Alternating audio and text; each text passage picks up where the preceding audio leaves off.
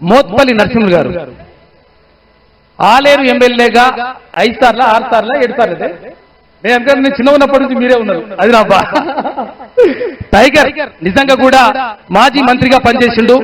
ఒక నిబద్ధతతో పనిచేసేటువంటి వ్యక్తి.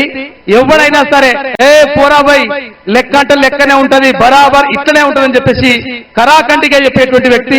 నేను చిన్నప్పటి నుంచి చూస్తున్నా. మా నియోజకవర్గమే అన్న మాట్లాడవలసిందిగా కోరుతా.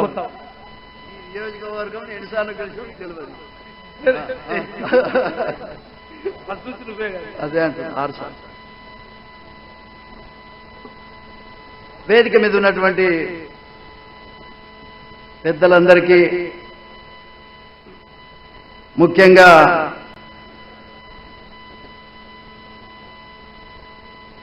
మన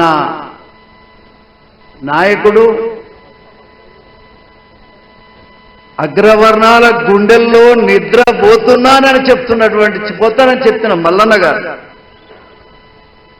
చప్పట్లు మెల్లగా సంతాప సభ అనాయమేమన్నా ఏం పిల్లలే మీరు అంతా యువకులు చేతగాని పోరగాని.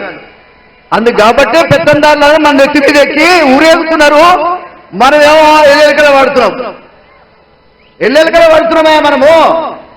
ఏమో అందరు కలిసి ఉచ్చబోస్తే కొట్టుకపోయేటటువంటి మనుషులకి ఇవాళ జరుగుతున్న పరిస్థితి ఏమిటి?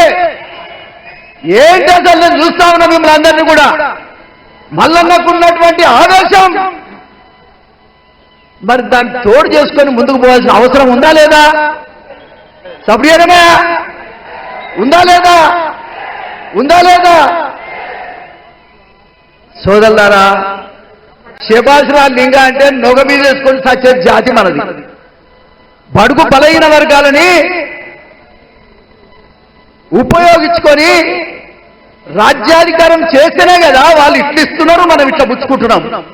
ఇంకా మనం ఏడున్నామే అంటే రేషన్ కార్డు ఇస్తావా, బర్రిస్తావా, గొర్రిస్తావా, ఇంకేమన్నా ఇస్తావా, అడుక్కునే కానే ఉన్నాం.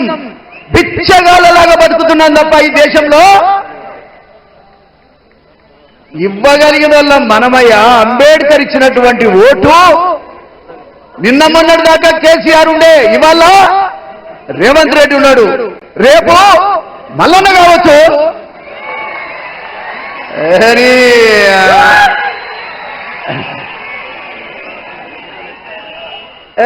ఇప్పుడు మీ డాన్స్ మీద ఆర్డర్ చేసి పక్కన రావద్దా? అసలు ఆవేశం అనేది ఉండగలిగితే, సాధిస్తామని అనుకోగలిగితే మన ఓటు మనకు చాలు. కొట్టక్కర్లేదు, తిట్టక్కర్లేదా? ఓటును మార్చుకోగలిగితే, ఓటే కదా ముఖ్యమంత్రులను మార్చింది, ఓటే కదా రాజ్యాధికారం తెచ్చిచ్చేది. ఇవ్వగలిగినటువంటి అధికారం మీద కూర్చున్న నాయకులందరికీ ఇవ్వాల్సినటువంటి అవసరం ఉందా లేదా మీరు ఆలోచించాలి.